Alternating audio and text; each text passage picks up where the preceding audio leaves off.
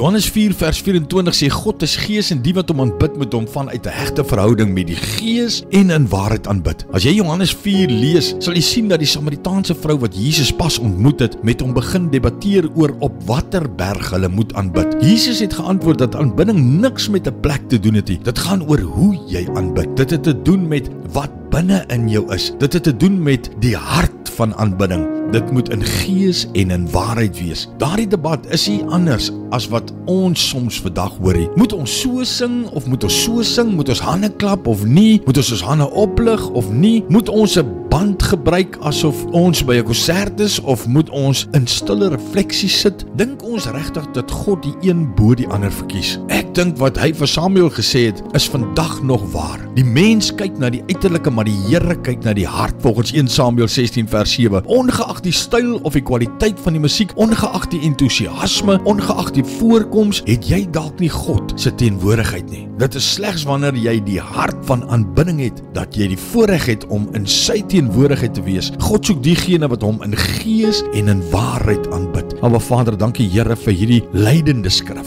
wat vir ons leer hoe ons U moet aanbid in gees en in waarheid. En om in U teenwoordigheid te wees is so 'n absolute voorreg. Here, ons loof U en ons prys U net in Jesus se naam. Amen.